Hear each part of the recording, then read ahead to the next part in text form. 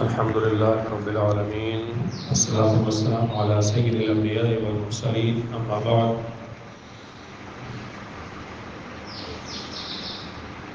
چوبیسویں پارے میں اللہ نے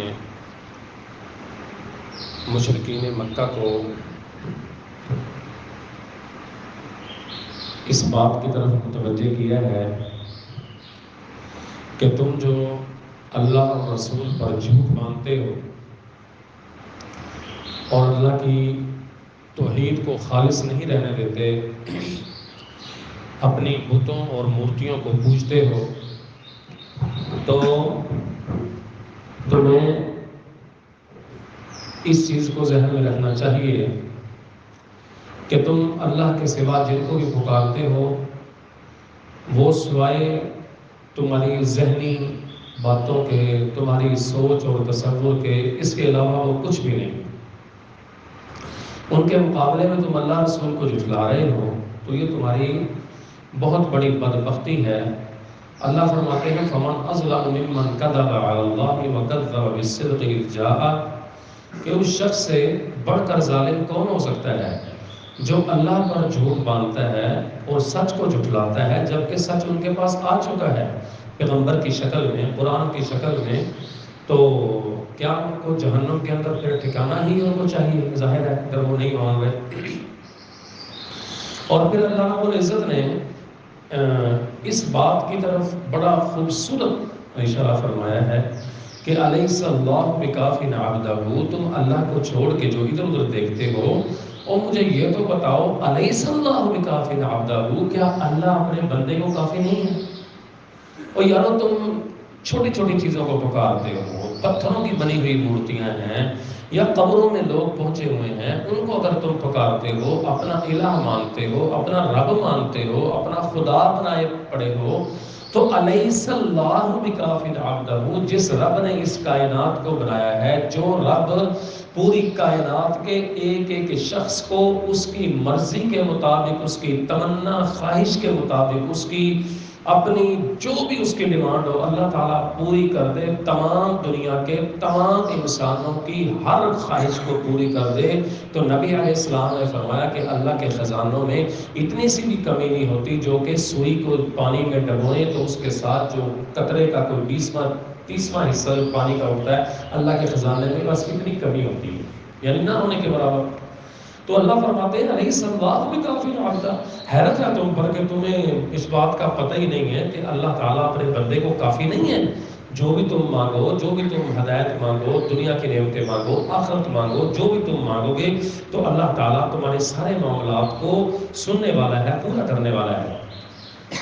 پھر اللہ نے فرمایا کہ یہ جو مشرکین ہیں وَلَئِنْ سَأَلْتَهُم مَّنْ خَلَقَ السَّمَاوَاتِ وَالْأَرْضَ لَيَقُولُنَّ اللَّهُ، اچھا وہ توحید الوہیت میں شرک کیا کرتے تھے، ربوبیت کو مانتے تھے۔ اللہ کی توحید کی شکلیں ہیں نا، الہ ماننا، اللہ کو رب ماننا، تو رب کا معنی ہے خالق، مالک، پرورش کرنے والا، تو اس بات کو وہ مانتے تھے کہ زمین آسمان اللہ نے ہی پیدا کیے، لیکن جو اللہ کی عبادت، اللہ کی الوہیت تھی اس کو نہیں مانتے تھے، اس کے ساتھ دوسروں کو شریک کرتے تھے۔ تو اللہ نے فرمایا وَلَئِنْ سَأَلْتَهُم مَّنْ خَلَقَ السَّمَاوَاتِ وَالْأَرْضَ لَيَقُولُنَّ اللَّهُ، اگر آپ پیغمبر ان سے سوال کریں کہ آسمانوں اور زمینوں کو کس نے پیدا کیا ہے تو لَيَقُولُنَّ اللَّهُ، یہ کہیں گے، ضرور بضرور کہیں گے، ہر حال میں کہیں گے کہ یہ اللہ رب العزت نے ہی پیدا فرمائے ہیں۔ تو ان سے پوچھئے کہ تم جن کو اللہ کے علاوہ پکارتے ہو، اگر اللہ تعالیٰ میرا ارادہ کر لے تو کیا وہ کسی مصیبت کو ٹال سکتے ہیں جو اللہ تعالیٰ دے دے، یا اللہ جس پریشانی جو نعمت دے دے کیا اس کو چھین سکتے ہیں؟ جب وہ ایسا کوئی کر ہی نہیں سکتے تو پھر تم یہ شرک کی کن بھول بھلائیوں میں گھومے پھر رہے ہو؟ قل حسبی اللہ، تم کہا کرو اللہ ہمیں کافی ہے۔ جب بھی کوئی بات ہو کہو جی اللہ کافی ہے، کوئی پریشانی آئے کہو اللہ کافی ہے۔ پھر آگے اللہ رب العزت نے فرمایا ہے اللہ یتوفی الانفس حین موتها والتی لم تمت فی منامها خیرا، کہ اس کی طرف اللہ نے یہ توجہ دلائی ہے کہ موت جو ہے نا، موت اللہ فرماتے ہیں کہ انسانوں کو جب موت آئے گی تو پھر بسا اوقات یہ بھی ہوتا ہے، ایک تو وہ موت آئے گی جو بڑی بجر موت ہے جب مرنا ہے، دوسری ایک موت ہے جو نیند میں آتی ہے۔ نبی علیہ السلام نے فرمایا کہ جو نیند ہے نا یہ موت کی بہن ہے، نیند موت کی بہن ہے. بندہ جب سو جاتا ہے اس کو کسی چیز کا پتہ نہیں ہوتا، کیا ہو رہا ہے، کیا ہے کیفیت، بالکل اس کو نہیں پتا، میں زندہ بھی ہوں کہ نہیں ہوں، کوئی پتہ نہیں ہوتا. اور جو دعائیں ہمیں سکھائی گئی ہیں وہ یہی ہیں رات کو سوتے ہوئے، اللہم بسمک اموت و احیا، میں اللہ کے نام کے ساتھ میں مرتا ہوں اور زندہ ہوتا ہوں. مرنے سے مراد رات کو سوتا ہوں. صبح اٹھ جانے کو، بیدار ہونے کو زندگی سے تعبیر کیا گیا ہے. تو سعودیہ میں ایک ادارہ ہے جو پرانی آیات ہیں جو اس حوالے سے اس نوعیت کی ہیں ان پر سائنسی تحقیق کرواتا ہے. شاہ فہد کے زمانے میں بنا تھا. تو وہ ادارہ اس کے اوپر وہ تحقیق کرواتے ہیں، دنیا کے بڑے بڑے سائنسدانوں کو، لیکچررز کو بلاتے ہیں اور وہ لیکچر دلواتے ہیں. ایک دفعہ انہوں نے، چند سال پہلے کی بات ہے، میں نے رپورٹ پڑھی، انہوں نے بلایا اس کو اور اس کو موضوع دیا کہ انسان، موت اور نیند، ان میں کیا فرق ہے اور انسانی زندگی پر اس کے کیا اثرات ہیں، یہ ان کو موضوع دیا. تو اس نے اپنی تقریر کرتے کرتے یہ بات کہی، اس نے کہا کہ جو نیند ہے نا یہ بھی موت کی ایک شکل ہے. یہ اس نے کہی. جب اس نے تقریر کر لی تو اس کو قرآن کی یہ آیت دکھائی گئی کہ تم آج اس بات کو مان رہے ہو، کروڑوں اربوں خربوں روپیہ لگا کے سالہ سال کی تحقیق کے بعد ہمیں ہمارے رب نے 1450 سال پہلے یہ بات بتا دی تھی. تو جب اس نے یہ آیت کا ترجمہ تفسیر پڑھا، کلمہ پڑھ کے مسلمان ہو گیا. تو اللہ رب العزت نے ایسی ایسی سائنسی انکشافات کی، جو انکشافات کیے ہیں. ہم 17ویں پارے میں پڑھ کے آئے ہیں کہ جو سائنس کہتی ہے کہ یہ کائنات بگ بینگ کے ذریعے وجود میں آئی، یعنی ایک بڑا دھماکہ ہوا اور یہ کائنات بن گئی. اللہ نے فرمایا رتقا ففتقناہما، ہم نے ایک بہت بڑا اس میں دھماکہ کیا تو ہم نے کائنات کو بنا دیا. تو قرآن نے 14.5 سال بتا دیا. یہ بیچارے خربوں ڈالر لگا کے، بڑے بڑے بجٹ لگا کے ان کو پتہ لگتا ہے. تو اللہ رب العزت نے پھر یہ بات بیان فرمائی، قل یا عبادی الذین اسرفوا علی انفسہم لا تقنطوا من رحمت اللہ، کہ اے میرے بندو، اے پیغمبر ان کو کہہ دیجئے کہ اے میرے بندو، اسرفوا علی انفسہم، جو اپنی جانوں پر ظلم کر بیٹھے ہیں، لا تقنطوا من رحمت اللہ، وہ اللہ کی رحمت سے مایوس نہ ہو. تو یہاں پر علماء نے یہ بیان فرمایا ہے کہ جو آدمی اللہ کی رحمت سے مایوس ہوتا ہے اور وہ کہتا ہے بس اب میرا کچھ نہیں بنے گا، میں تو مرا جاؤں گا. جیسے وہ ایک بندے کی واقعہ آتا ہے نا تفسیر میں، نبی علیہ السلام نے فرمایا کہ شخص تھا تو اس نے کہا جب میں مر جاؤں تو میری راکھ اڑا دینا، مجھے جلا کے کوئی راکھ بیابانوں میں اڑا دینا، کچھ سمندر پہ ڈال دینا. تو جب اس کو مار کے اس کے بیٹوں نے یہی کیا، مرنے کے بعد اس کی راکھ اڑا دی تاکہ وہ کوئی ذرہ آپس میں کوئی ملانا بھی چاہے تو نہ اکٹھا کر سکے. تو جب وہ اللہ کے حضور پیش ہوا تو اللہ نے سمندر کو حکم دیا اس کی راکھ لے آؤ، بیابانوں کو، صحراؤں کو حکم دیا لے آؤ. وہ سارا لے آئے تو اللہ نے پھر دوبارہ اس کو پیدا کر دیا. اس سے پوچھا کہ تو نے یہ کیوں کیا تھا؟ تو اس نے کہا اللہ تو جانتا ہے تیرے ڈر کی وجہ سے کیا تھا کہ میں تیرے سامنے کھڑا نہیں ہو سکتا، اتنا گنہگار. تو اللہ تعالیٰ نے اس ادا پر اس کو معاف فرما لیا، لیکن اس کو پتہ نہیں تھا اس چیز کا کہ آخرت کے بعد ہم نے اٹھنا بھی ہے. لیکن اگر آج میں اور آپ یہ بات کریں گے تو یہ کفر ہوگی. اگر ہم یہ کہیں نا کہ اللہ اکٹھا نہیں کر سکتا، اکٹھا نہیں کر سکے گا، تو یہ کفر یا موت ہو جائے گی. یہ اس وقت تک مسئلہ ہے جب تک کسی کو علم نہ ہو.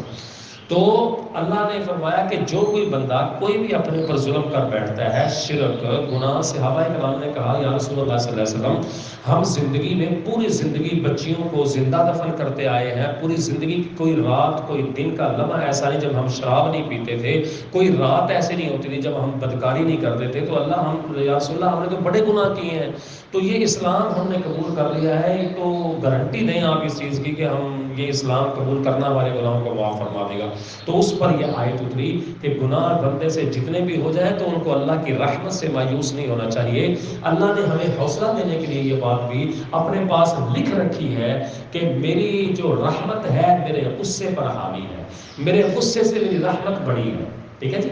اور غصہ اللہ کا چھوٹا ہے، اس کو رحمت نے ڈھانپا ہوا ہے. یعنی اللہ کسی وقت بھی ہم پر انشاءاللہ رحم کر دے گا، اور یقیناً کرے گا. ایمان ہے اللہ کی قسم انشاءاللہ، اور اللہ ہم پر ضرور رحم فرمائے.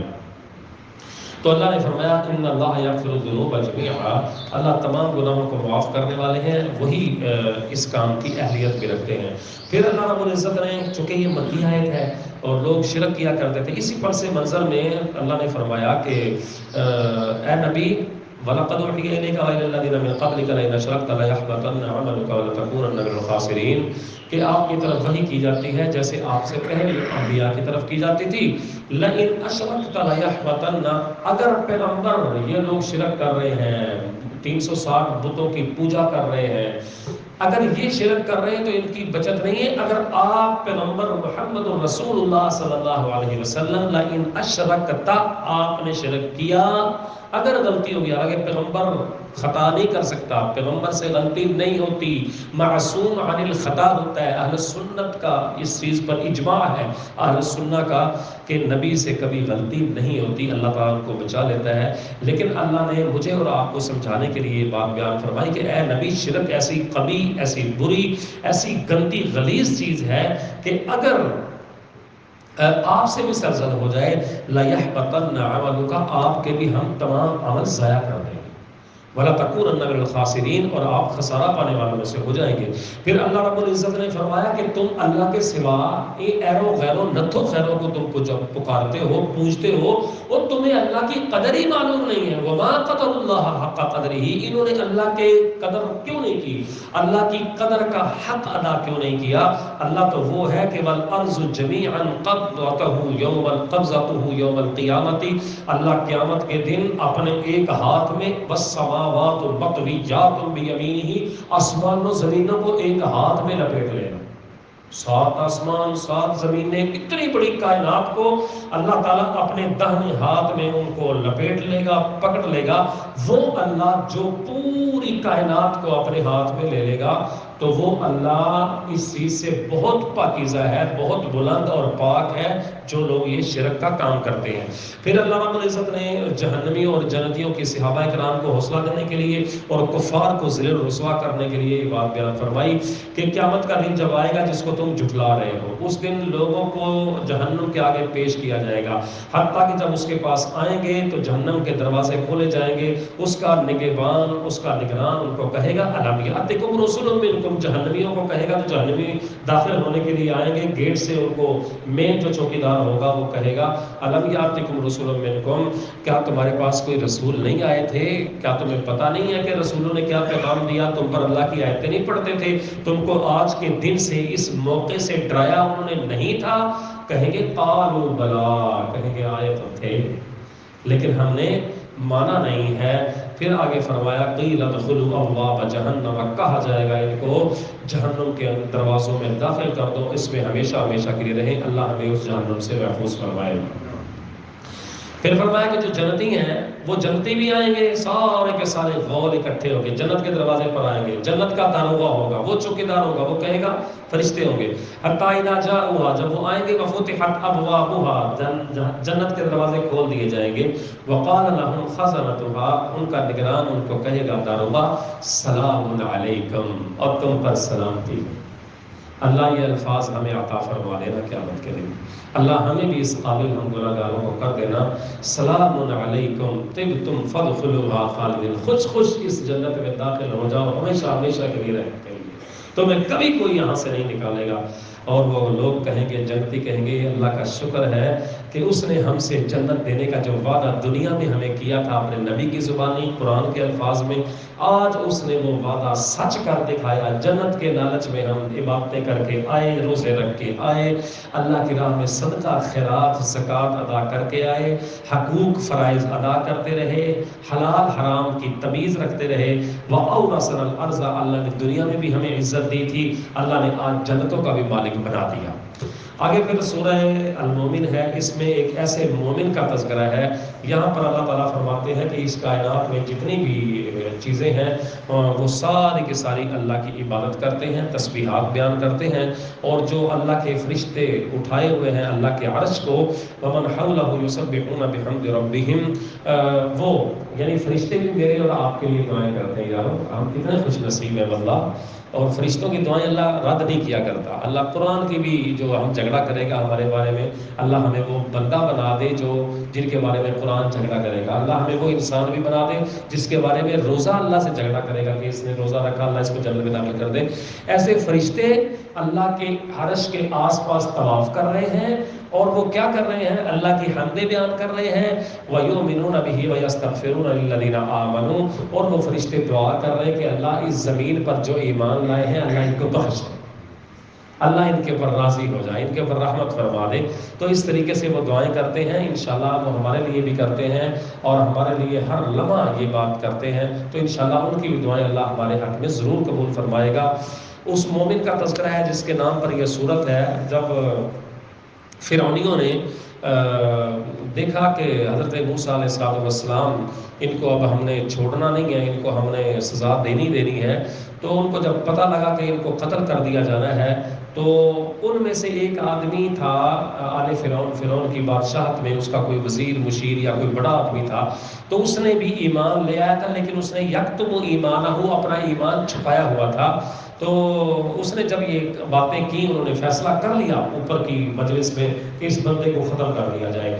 اتقتلون رجلا ان یقول ربی اللہ، اس بندے کے ایمان سے صبر نہیں ہوا. اس بندے نے کہا، جو خفیہ اسلام لایا ہوا تھا، اس نے کہا اتقتلون رجلا، کیا تم اس بندے کو قتل کرتے ہو ان یقول ربی اللہ، جو کہتا ہے میرا رب اللہ ہے. اس کا یہ جرم ہے یار، نہ تمہاری اس نے کوئی چوری کی، نہ ڈاکہ مارا، نہ تمہاری عزتوں پر ہاتھ پھیرا، نہ تم سے کوئی دشمنی کی، نہ قتل کیا، نہ کوئی اور تکلیف دی تمہیں، بس اس کا جرم یہ، وہ کہتا ہے میرا ایک رب اللہ ہے، وہ تجھے رب نہیں مانتا، یہی جرم ہے اس کا. تو پھر اس نے ساری دلیلیں دیں، سارا کچھ کہا اس کو. تو لیکن وہ لوگ، اللہ فرماتے ہیں کہ وہ مسرف کذاب، اپنے آپ کو تباہ کر دینے والے تھے، ضائع کر دینے والے تھے. آگے پھر اللہ نے فرعونیوں کو غرق کر دیا، ان کا تذکرہ کیا کس طرح ہم نے ان کو دریاؤں میں، سمندروں میں، بحر قلزم میں ان کو برباد کیا.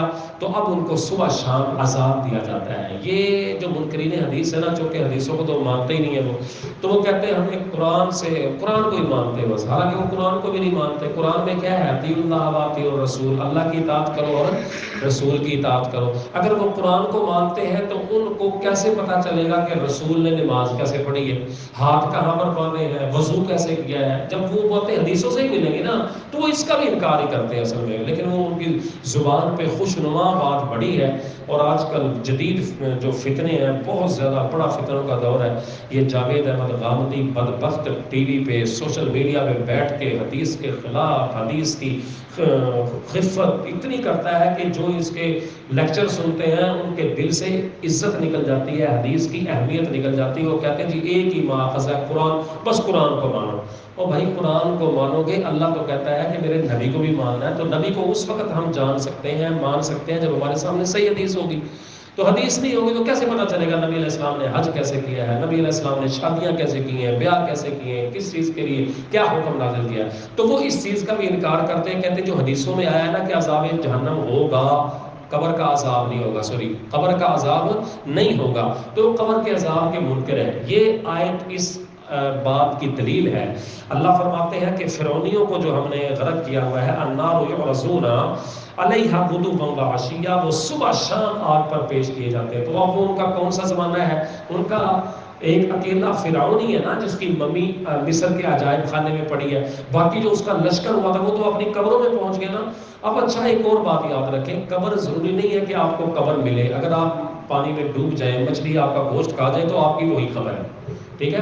آدمی جل کے راکھ بن جائے تو اس کی وہی قبر ہے. جو اس کا برزخ کا زمانہ ہے، موت کے بعد، قیامت سے پہلے کا جو دورانیہ ہے، یہ برزخ ہے. یہ جہاں پر جس حالت میں موجود ہے وہ اس کی قبر ہے، ٹھیک ہے جی. جو اس کے ساتھ معاملات اس کے ہوں گے ہی ہوں گے. تو وہ چونکہ بھلے زندہ نظر آ رہی ہے، اس کی ممی اس کی محفوظ ہے. اور اس وقت کی دو چیزیں یعنی جو محفوظ ہے، ایک فرعون کی لاش ہے جو آج تک اللہ نے فرمایا ہم قیامت تک اس کو رکھیں گے، اور دوسرا نوح علیہ السلام کی جو کشتی تھی وہ ترکی میں جوتی پہاڑ کے ساتھ کھڑی ہوئی ہے، جو نوح علیہ السلام نے بنائی تھی. آج بھی وہ مطلب جو آدمی وہاں پر جاتا ہے اس کو دیکھ سکتا ہے. کہ اللہ نجات کے لیے، لوگوں کو عبرت کے لیے یہ چیزیں اللہ تعالیٰ دکھانا چاہتے ہیں.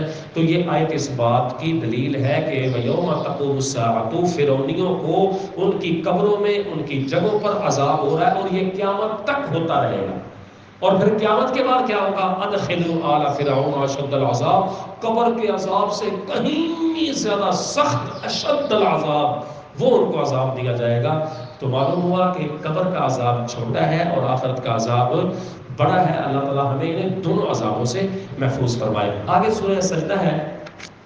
نبی علیہ الصلوۃ والسلام جب دعوت دے رہے تھے، دعوت اپنے عروج پر تھی، تو کفار نے آپس میں ایک دن بیٹھے ہوئے تھے، تو حضرت ابو سفیان، انہوں نے ابھی اسلام قبول نہیں کیا، بہت بڑے اسلام کے دشمن ہیں، انہوں نے فتح مکہ کے موقع پر اسلام قبول کیا، تو یہ ابھی کافر ہی ہیں، اور آپس میں بیٹھے ہوئے، تو ان کا سسر بھی بیٹھا ہے، عتبہ جس کا نام ہے، عتبہ اسلام کے دشمنوں میں سے بڑا دشمن، تو وہ بیٹھا ہوا، تو اس نے کہا یارو تم باتیں کرتے ہو، تو مجھے اگر اجازت دو، سردارہ نے مکہ کو کہا، اگر تم اجازت دو تو میں بات کر لیتا ہوں نبی علیہ السلام سے، میرا بھی بھتیجا ہی ہے وہ، تو انہوں نے کہا جی ٹھیک ہے، آپ جو فیصلہ مکا دیں، آپ جو پڑھے وہ مکا دیں، ہم آپ کے ساتھ ہیں۔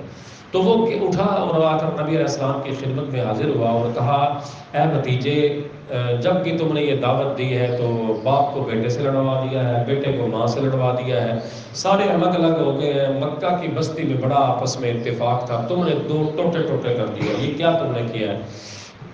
اگر تو تمہیں یہ شوق ہے کہ تمہیں کوئی بادشاہی دی جائے تو ہم سب اس بات پر ایگری ہیں، میں پیار کروں گا کہ آپ کو مکہ کا سردار بنا لیتے ہیں، مکہ کا بادشاہ بنا لیتے ہیں، اگر روپے پیسے کی ضرورت ہے تو ہم آپ کو پورے علاقے سے پیسہ اتنا اکٹھا کر دیتے ہیں کہ آپ جیسا امیر شخص مکہ کے اندر کوئی نہیں ہوگا، اگر آپ چاہتے ہیں کسی حسین ترین عورت سے شادی کر دیں تو وہ بھی ہم آپ کے لیے تلاش کر لیتے ہیں۔ تو یہ آفریں نبی علیہ السلام کو اس نے کی۔ نبی علیہ السلام نے فرمایا کہ آپ نے جو باتیں کرنی تھی کرنی، خاموش ہو گئے ہو؟ انہوں نے کہا جی ہاں میں نے یہی آپ سے کہنا تھا۔ تو نبی علیہ السلام نے ان کو کوئی جواب نہیں دیا، اور یہ سورہ السجدہ تلاوت کی، اور اس کے اندر بڑی زبردست اللہ نے توحید اور پچھلی قوموں کا تذکرہ کیا، اور جب اس کے اندر جو سجدہ ہے، وہ جب سجدے کی آیت آئی تو اس وقت نبی علیہ السلام نے وہ پوری، اس نے وہ مطلب وہ 2-3 رکوع جو ہے وہ سنے، اور جب سجدہ آیا تو نبی علیہ السلام نے سجدہ کیا اور اس کو مطلب یہ دعوت دی، لیکن ان کے نصیبوں میں نہیں تھی، تو اللہ رب العزت نے اس صورت میں یہ ساری باتیں بھی بیان فرمائی ہیں، عاد اور سمود کا بھی تذکرہ کیا ہے، اور ایک اور اہم بات کی طرف اللہ نے توجہ دلائی ہے جو ہم سب میں نہیں ہے، وَلَا تَسْتَوِي الْحَسَنَةُ وَلَا السَّيِّئَةُ، اللہ فرماتے ہیں کہ نیکی اور برائی برابر نہیں ہو سکتی۔ ایک شدید ترین دشمن کو دوست بنانے کا نسخہ اللہ نے اس آیت میں، اس صورت میں دیا ہے۔ اگر تم کتنا بڑا کوئی تمہارا دشمن ہونا، تو اللہ کی گارنٹی ہے وہ تمہارا دوست بن جائے گا۔ اس کا طریقہ کار کیا ہے؟ طریقہ اللہ نے یہ بتایا ہے، ادفع باللتی ہی احسن، کہ بری بات کو، جو تمہارے ساتھ کوئی دشمنی کرتا ہے، اس کو ہی احسن، اس کو احسن طریقے سے، اچھے طریقے سے اس کو آپ رفع کریں۔ تو اچھا طریقہ یہ ہے کہ اگر وہ آپ کو گالی دے رہا ہے، آپ کا مال لوٹ رہا ہے، آپ کے ساتھ زیادتی کر رہا ہے، تو آپ اس کے اوپر صبر کریں، صبر کے ساتھ اس کو اچھا انداز سے کریں۔ لیکن یہ ہم میں ہے ہی نہیں کسی میں، آج خوراکوں کا بھی کچھ اثر ہے، کچھ ہمارے اندر گھمنڈ بھی پڑے ہیں، کسی کو برادریوں پہ بڑا تکبر ہے، کسی کو کہتا ہے کہ ہم 8-10 گھر ہیں، 20-25 بندے ہیں، مرد ہیں، ہم ایسی کی تیسی کر دیں گے، یہ کر دیں گے، وہ کر دیں گے۔ تو ان گھمنڈوں کے اندر ہم دوستیوں کو جو ہے نا دشمنیوں میں تو بدل لیتے ہیں، دشمنوں کو دوستیوں میں نہیں بدل سکتے۔ یہ ایسا نسخہ اللہ کی قسم اللہ نے بتایا ہے، فرمایا ادفع باللتی ہی احسن، برائی کو تم اچھے انداز سے دور کرنے کی کوشش کرو، فَإِذَا الَّذِي بَيْنَكَ وَبَيْنَهُ عَدَاوَةٌ كَأَنَّهُ وَلِيٌّ حَمِيمٌ، وہ جو آپ کا شدید ترین دشمن تھا، وہ یکدم آپ کا ایسا دلی جگری، آپ کا جگر بن جائے گا، جگری دوست بن جائے گا، اگر آپ یہ انداز اختیار کر لیں۔ فرمایا إِلَّا الَّذِينَ صَبَرُوا، یہ ہوگا کن سے؟ یہ ہم کھیوے والوں سے ہوگا، ہم منڈی والوں سے ہوگا، پاکستان والوں سے ہوگا؟ فرمایا یہ کسی سے نہیں ہوگا، بس ان سے ہوگا، وَمَا يُلَقَّاهَا إِلَّا الَّذِينَ صَبَرُوا، جو صبر کریں گے۔ صبر کے ساتھ بڑی برکتیں ہیں، بڑی بہاریں ہیں۔